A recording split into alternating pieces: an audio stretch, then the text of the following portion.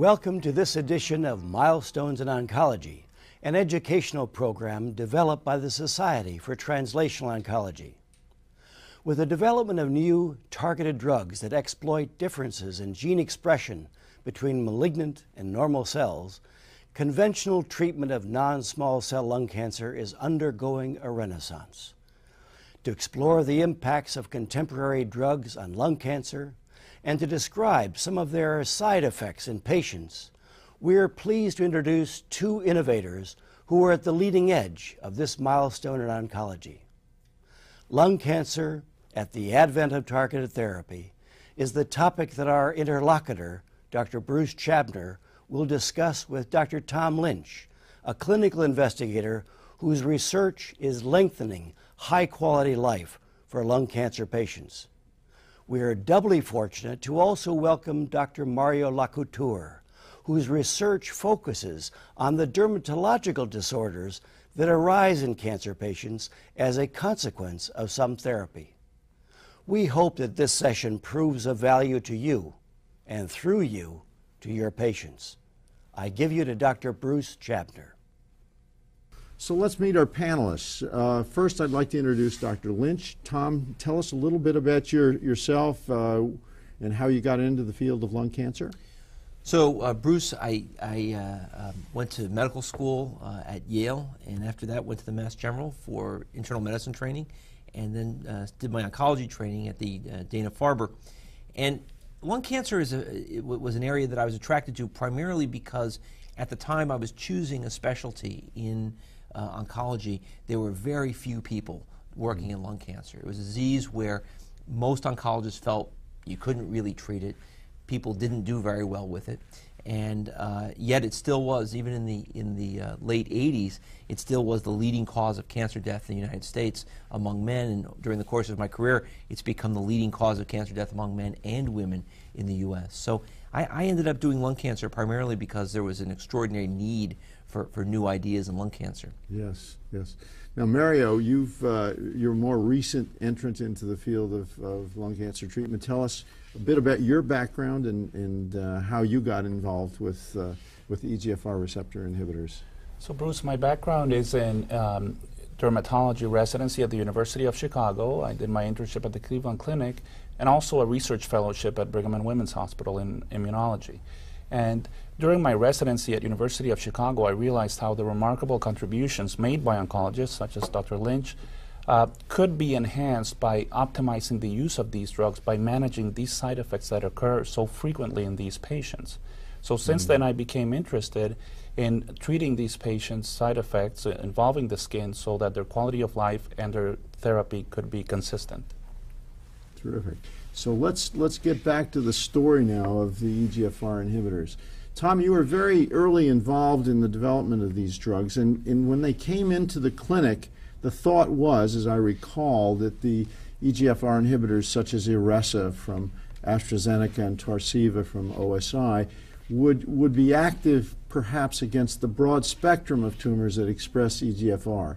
And as we've now learned, the story is a little more complicated than that. But tell us about some of the early things that were observed in these trials. Well, some of the interesting points were that we thought initially that these drugs might work very well against squamous cell carcinomas, since they have an abundance of EGFR expression.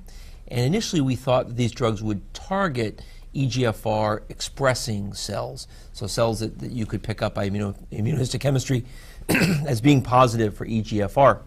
So many of the early trials were using EGFR selection by immunohistochemistry as a basis for determining whether or not these drugs worked. Now, what percentage of patients with lung cancer express EGFR?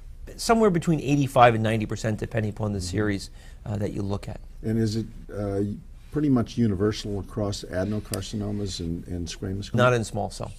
Okay, so what did the early trials show? So the early trials showed that when you use a drug like Iressa was the first one we used, although Tarceva was in development at about the same time, we saw some patients would have a modest response to these drugs, perhaps a response short of a partial response by RECIST criteria.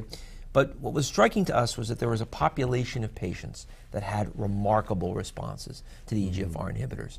And we saw initially some responses. I remember talking to Mark Chris from Memorial Sloan Kettering, who did one of the first phase 1 trials of ERISA.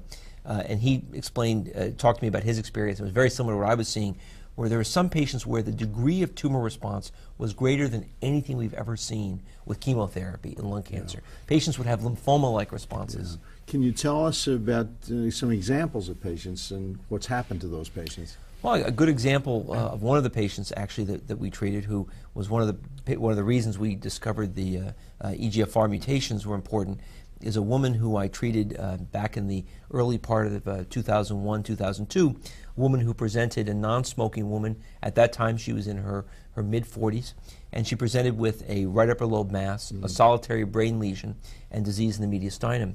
We gave her chemotherapy, radiation, very aggressively treated her cancer, yet despite giving her our best chemotherapy and best radiation, she progressed with about 8 lesions in her liver. So at the time, we had opened the ERISA Expanded Access trial.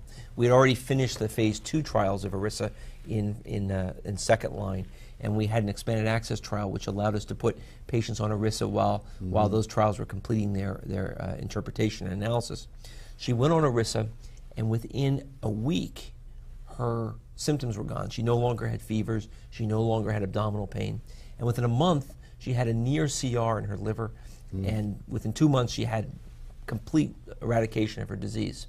And what's interesting about her is she has stayed disease-free now for almost 5 years, with no evidence of any kind of progression. That's somewhat unusual in terms of responders. It's unbelievable. I mean, it certainly was exceptional for any lung cancer patient with metastatic disease. But in your experience since then, have you seen many patients who've had clearance of disease like this for long periods of time? So what we found is in the mutation-positive patients, we find about a third have experiences like she did, where you see remarkable clearance of tumor and prolonged benefit. Another group of patients have remarkable shrinkage, but they develop resistance relatively quickly, meaning within a year. Yeah. Okay, so now these observations were quite unique and somewhat unexpected, but when did the idea occur to you and to your colleagues in the laboratory that there might be an underlying difference between those patients that really remarkably responded and the ones that did not? So the way that the mutation story was evolved, and the mutations were worked on really at 3 principal places: at Mass General, in the laboratory of Dr. Daniel Haber; at Memorial Sloan Kettering, in the laboratory of Harold Varmus and William Powell; and at Dana-Farber, in the laboratory of Matt Meyerson. And at the MGH, the approach that led us to think that this might be a particular mutation issue was that we had seen these remarkable responses. And I remember one day, my patient, the patient I just described to you, had her story on the front page of the Boston Globe. Yes. They talked about what a remarkable response it was. And Daniel Haber, who you and I both work with, paper. And he reads the paper. Daniel's reading the paper, and he made the connection that these patients must have mutations in the EGFR gene. Had you thought about the fact that their clinical presentation was actually different, that these were non-smokers, these were younger women? So that was a feature of all the patients who had the great responses. But the issue of mutations had been addressed within the lung cancer community, and most people felt that they couldn't be happening because they were too rare. And there had been some people who had screened for mutations in the EGFR gene, and it just was felt to be too rare an event to explain what we were seeing. Daniel came at it from the perspective of having had a long career in the genetics of breast cancer and Wilms tumor, and had been thinking a lot about what made GIST in sarcomas different and what made CML different as well, and thinking about how those genetic events describe responsiveness to the kinase inhibitors. So the idea that they're activating mutations underlying response, that was the hypothesis at least. And then actually doing those studies, it took a remarkably short period of time to actually get the evidence, the early evidence together that led to the papers. Maybe you can tell us a little bit about that experience. The day after the newspaper article came out, Daniel called me up and he said, "Tom, He said, I'm pretty sure that your patient has a mutation in the tyrosine kinase domain of the epidermal growth factor receptor. Yeah. I said, Daniel, I said, how do we go about proving that? He said, send me some samples. So we went back to patients who were enrolled in, we have a very large, as you know well, and we're instrumental in supporting, we have a very large molecular epidemiology effort at the Mass General. And we had blocks and samples on a wide number of patients who were participating in our lung cancer trials. So we rounded up 10 samples of patients who had these dramatic responses, like the woman I just described, sent them to Daniel, and his lab found that there were 8 of the 9 patients that he had that he could analyze had EGFR tyrosine kinase domain mutations. Yes, and then they were actually able to look at a large number of other patients that didn't respond and found that very few of them or none of them had it. Right, and then we looked at the non-responders and did not find mutations in the non-responders. Since then, there have been, as I mentioned, the Dana-Farber group, the Memorial group, actually the group at Vanderbilt found them. In fact, what's interesting is the initial description of EGFR mutations was actually found in David Carbone's lab in Vanderbilt, and David described it as a potential resistance mutation to gefitinib. And that was a very interesting finding. He published that he presented it at AACR before our lab, our group had felt that it was possibly an activating mutation that was responsible for malignant phenotype. So it was actually shown subsequently in cell lines that if you put in these mutations, if you produce cell lines that carried these same mutations, they were actually activating, and that they were super sensitive to EGF stimulation and to inhibition by EGFR receptors or inhibitors. So actually it was nicely demonstrated in model systems that these kinds of mutations could produce substantially greater sensitivity to inhibitors. And that was actually a part of the initial papers. And that's the work that Jeff Settleman contributed, and his great contribution to this field has been describing the physiology of what an EGFR mutation does, and the preferential signaling that you get, and the growth advantage that having a mutated EGFR gene gives a cell. One of the other aspects of this that I've always been intrigued by was the finding in the paper from the Dana-Farber that so many of the Oriental patients with lung cancer have the same kind of mutation and sensitivity to RESA. And it sort of brought to mind the idea that maybe there's a different epidemiology behind this disease. Maybe there's a different environmental exposure. Maybe there's a different genetic basis of this. Now, do we understand this at all at this point? So since our observations, groups in Japan and Korea have done fabulous work looking at the epidemiology of EGFR mutated lung cancer. In Japan, 20% of lung cancer in men is due to EGFR mutations, and 85% of lung cancer in women is due to EGFR mutations. So it's an enormously common problem in the Japanese population. Dr. Mitsudomi has done fabulous work looking at and confirming the importance of EGFR gene mutations in driving the pathology. Now, what we don't know is why do Japanese patients get EGFR mutations more often? Yes. We know that as you pointed out earlier, they're associated with non-smoking, they're associated with women, adenocarcinoma. They're almost never seen in squamous cell. In fact, I think there's 1 or 2 cases in the literature in squamous cell. Do we see this also in Asian Americans? Yes. So it's also seen in Asian Americans. So that suggests that it's really not environmental. It's probably genetic. It's almost certainly a genetic component. We know they're not germline mutations, with very rare exceptions. There have been 2 or 3 families where EGFR germline mutations have been described, and Daniel Haber's lab described one of those families with a germline EGFR mutation. But in my mind, what must be true is that there must be some polymorphisms in the way environmental substances are metabolized or interact with the gene, with the genetic environment to create an environment where mutations occur. So before we go on with the more recent trials, Mario, can you tell us more about the role of EGF in the normal epithelium, the health of the normal epithelium? As Tom has described in lung cancer, the epidermal growth factor receptor also plays a critical role in the proliferation and the survival of epidermal cells. As seen in this slide, the immunohistochemical staining shown positively for abundant expression in brown for the epidermal growth factor receptor in keratinocytes, as well as around the hair follicles. I'd like to turn to the side effects of treatment. There is no free lunch in oncology. There never is. And we began to notice that patients were quite bothered by the rash that developed. At the same time, development of rash was a sign of more likelihood of response. I guess this has been borne out. Can you tell us a bit about this problem, Mario, and what you've done to address it? Yes, Bruce. Indeed, about 75 to 90% of patients that take these EGFR inhibitors for a variety of tumors will develop some degree of a papulopustular rash that frequently affects the face and upper body and leads to significant decreases in terms of quality of life, a thing that we have frequently measured in these patients. What is perhaps the greatest irony, as you say, is that patients that have a worse rash tend to have a better survival. And this also has been demonstrated across all tumors with most of these agents.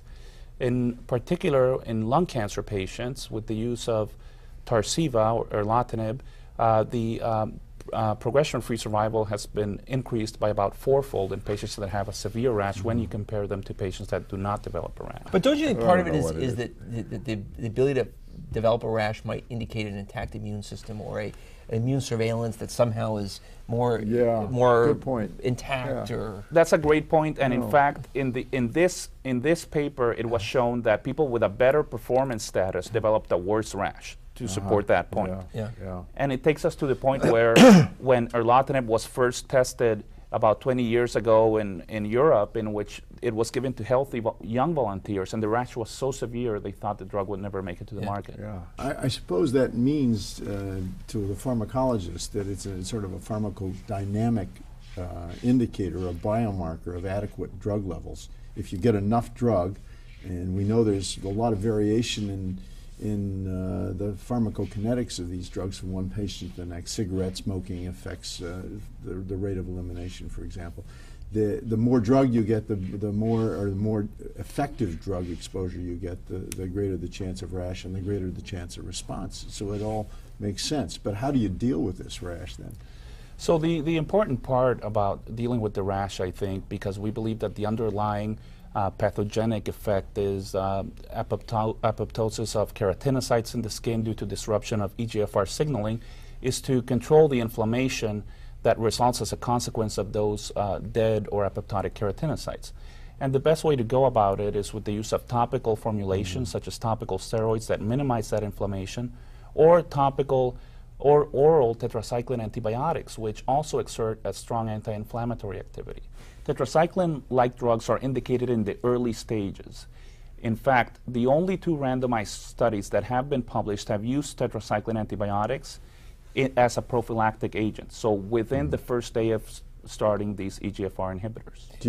Is it routine to start the doxycycline or a similar agent right in the beginning as you're using Iressa or Tarceva?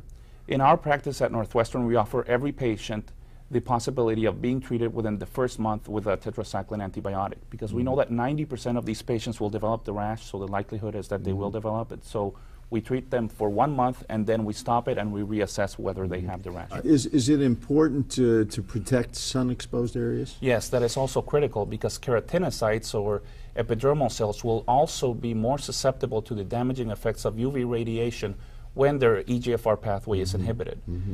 So the tetracycline antibiotics have shown benefits in other skin diseases in which infection does not play a major role, such as acne and rosacea. In fact, so far there are 2 randomized trials that have shown benefit of minocycline in patients treated with cetuximab, a paper published in the Journal of Clinical Oncology last year by a group at Memorial Sloan Kettering.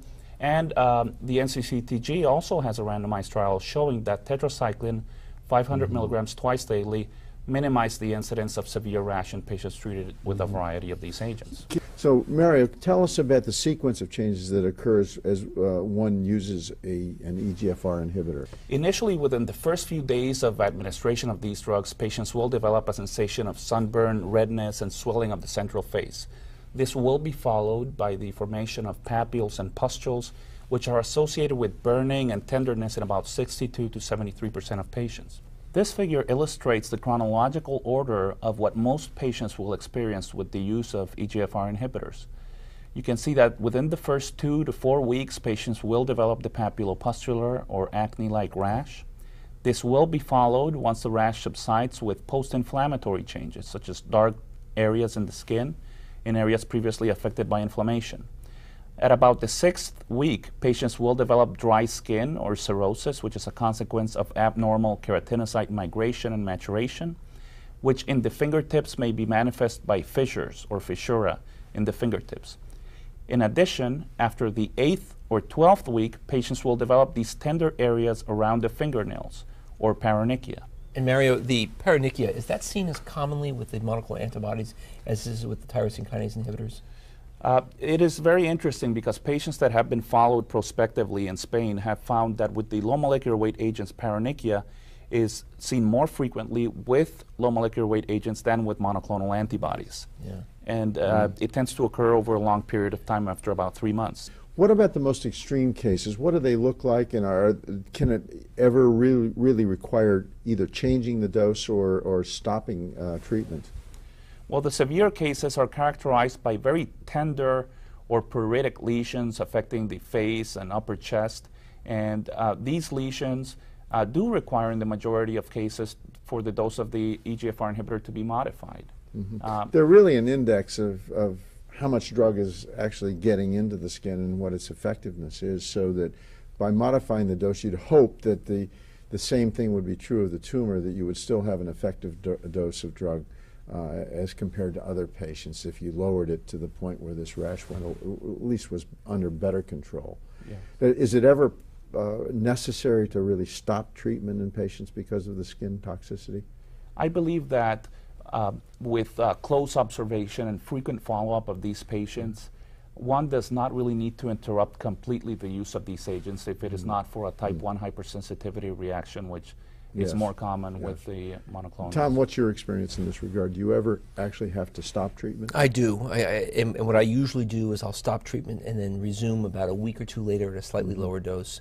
Probably about 5% of the time I'll have to do that. Usually it's for this type of reaction that Dr. Lacouture is pointing out, but occasionally even I had to do it for paronychia, for people with severe infected paronychia. You give them a break and give them antibiotics, give them some Keflex while the nail changes resolve, and then you can resume resume dose, usually at a lower dose. Is this more of a problem with Erbitux than it is with the small molecules? The papulopustular rash? Yeah.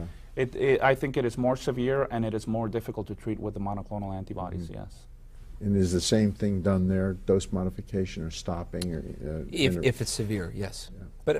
But I would say, in general, we find ways, particularly when you partner with a dermatologist such as Mario, you find ways to manage these that allow patients to stay on treatment because most of our patients don't want to stop drug. Yeah, right. I mean, particularly in patients that are getting benefit from it, either not progressing or responding. Yeah.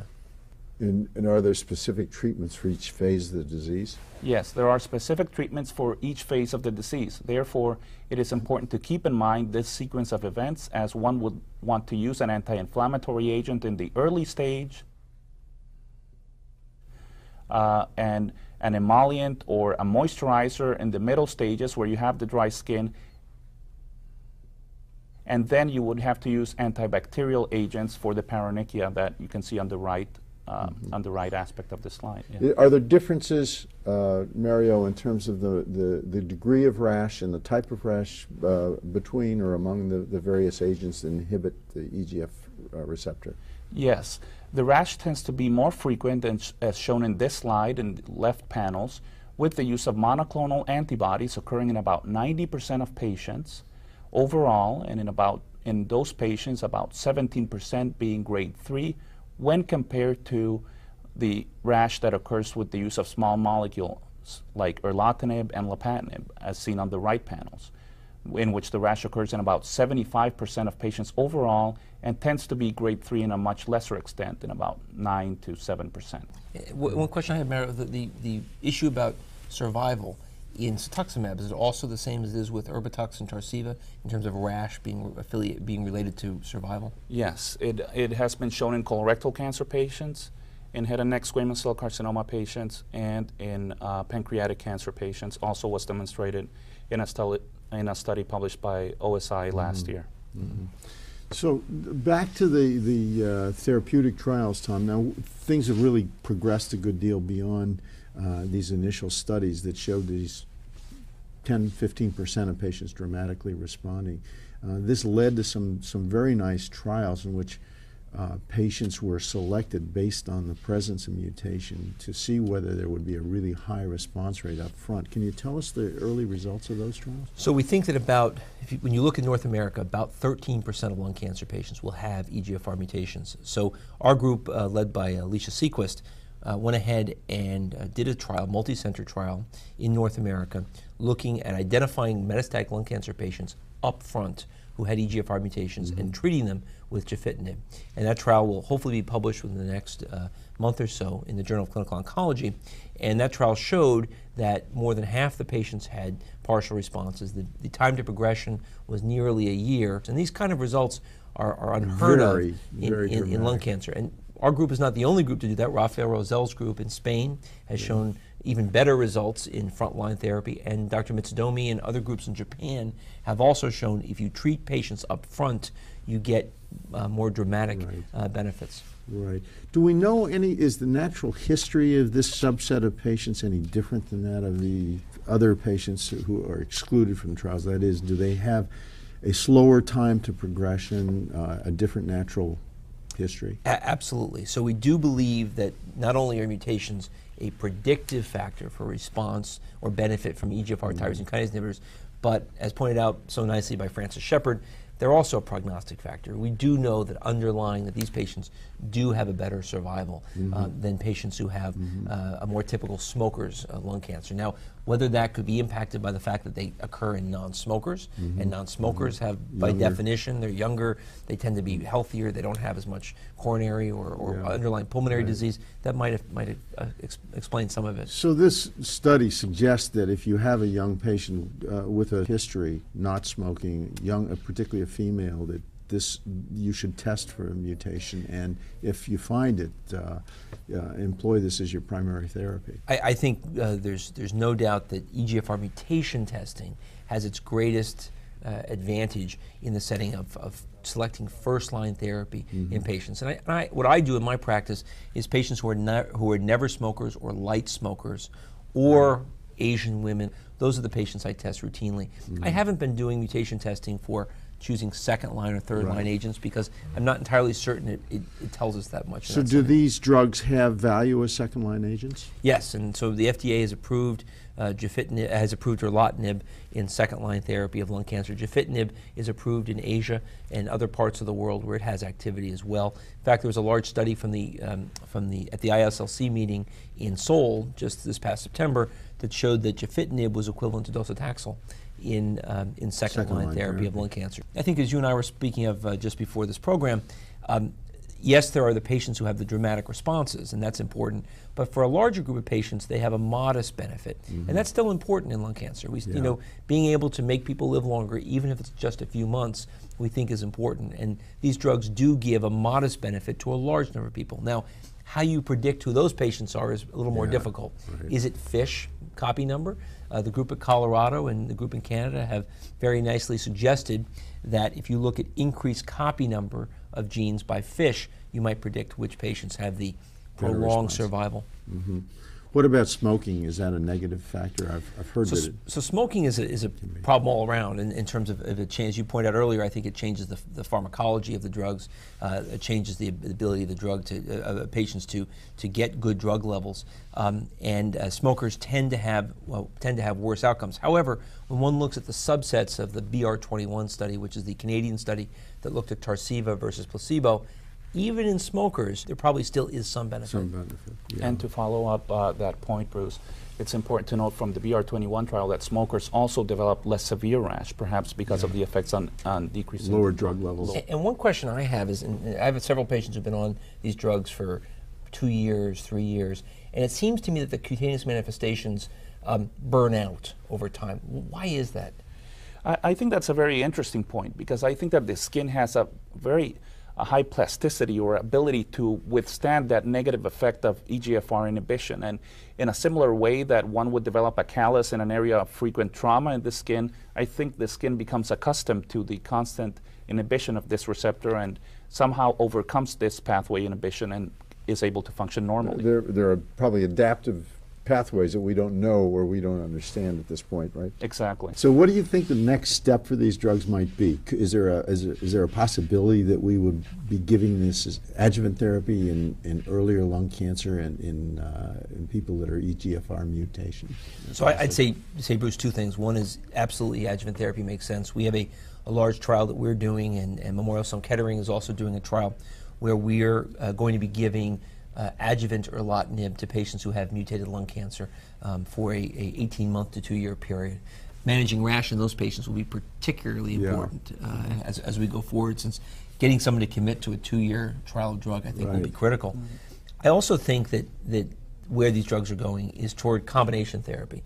I like to think about the way we treat tuberculosis, we don't use one drug. The way we treat Hodgkin's disease, we don't use one drug. There are very few exceptions to very few exceptions to that point. Yes. And I think that the current way we treat cancer now of sequential single agents, I think we'll have to give way to targeted agents given together, and finding in mutated lung cancer a 3 or 4 drug cocktail for EGFR mutated lung cancer. I don't think it's crazy to think that one day we may get, if not cures, profound prolongation of survival when we start doing that. Tom, let's summarize what we know about resistance to these small molecules that inhibit EGFR. I think one of the great advantages of sequencing and looking for the genetic changes that we have a much better window into what accounts for resistance. And I think ultimately we'll be treating patients with combinations of drugs that might overcome that resistance. Now we know that T790M, a secondary mutation in the EGFR receptor, is an important resistance mechanism.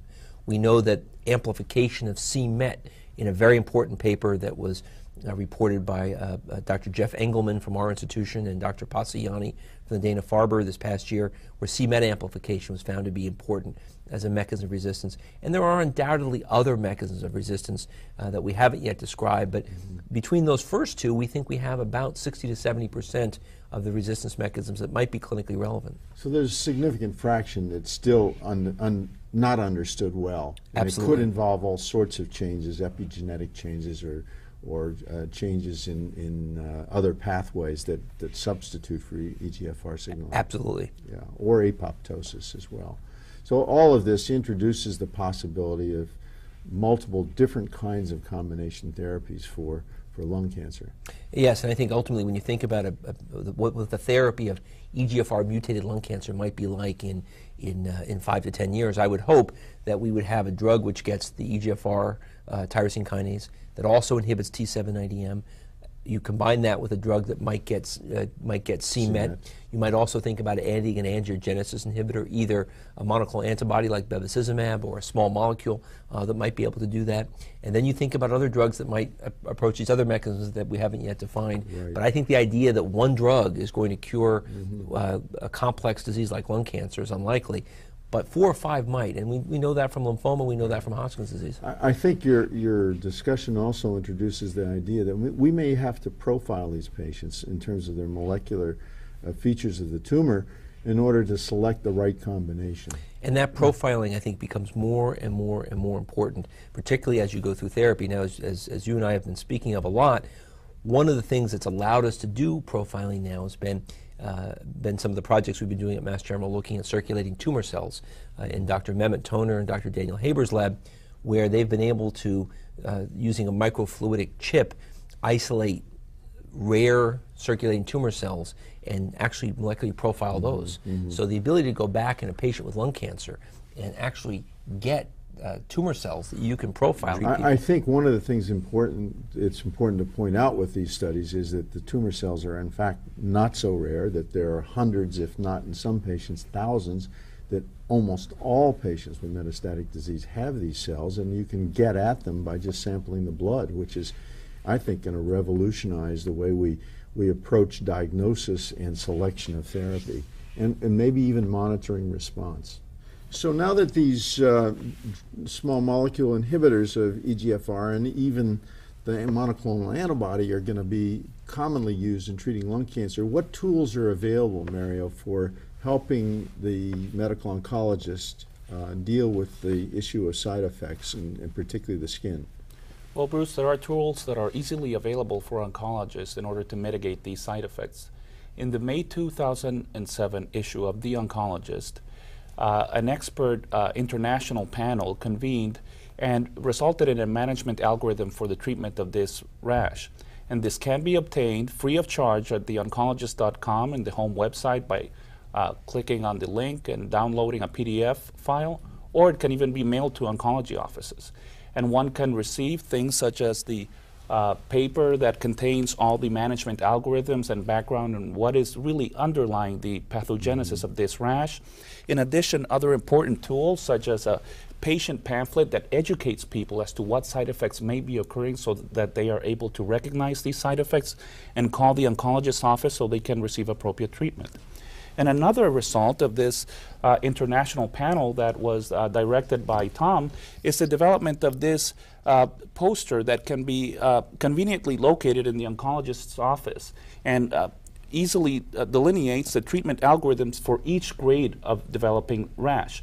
For example, we know that when the rash is mild, we would recommend to treat with only a topical agent, and when it's moderate to severe, we add other agents, such as oral tetracycline antibiotics or oral steroids.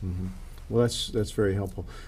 Mario, is this an exception in terms of what you find with targeted agents, or do you think that the problem of skin reactions is going to be a consistent effect of these drugs? I think that the appearance of these dermatological side effects will only increase as these new agents are introduced. As Tom mentioned, the use of dual agents targeting EGFR as well as HER2 has also resulted in dermatologic side effects. For example, we know that with lapatinib, which is the dual inhibitor, we do see dermatologic side effects, although they are not as severe. With other multi-targeted kinase inhibitors, the dual inhibitors of VEGFR, PDGFR, beta, and RAF, such as sorafenib, and also sunitinib, we do see a lot of dermatologic side effects, but they are very different. We see more of the hand-foot skin reaction, which is characterized by these tender blisters on the palms and soles. We briefly talked about the hand-foot syndrome that develops with some of the targeted agents. Can you show us some examples of this? So in these photographs, we can see the characteristic hand-foot skin reaction occurring to multi-kinase inhibitors. In this case, a patient treated with sorafenib for hepatocellular carcinoma developed these tender blister-like lesions on the flexural areas of the palms and on the areas of pressure in the soles as well. But we can see how another patient treated with sunitinib also developed these lesions, which after 2 weeks of treatment with the vitamin A analog tessarotene and the keratolytic urea resulted in a marked improvement in the tenderness as well as the appearance of these lesions. Their management would be different than the management of the acne-like eruptions that we see with EGFR receptor inhibitors. Exactly. The management is different to that rash, and in fact it's different than the management we would do for hand-foot syndrome to conventional chemotherapeutic agents like doxorubicin, for example. Can you give us a reference to a good guide for how to manage hand-foot syndrome, for example? The hand-foot skin reaction could be managed with the use of topical agents, and that is a publication that should be coming in an upcoming issue of The Oncologist this summer. Terrific. Okay. Well, I'd like to conclude this discussion by saying that this whole experience with the EGFR inhibitors in lung cancer really serves as an example of how the field is moving toward identifying patients who in subsets of major diseases who have lesions, molecular lesions, which predispose them to respond. I think that's the direction that we'll be going in the next few years in order to optimize the therapy with this whole class of drugs.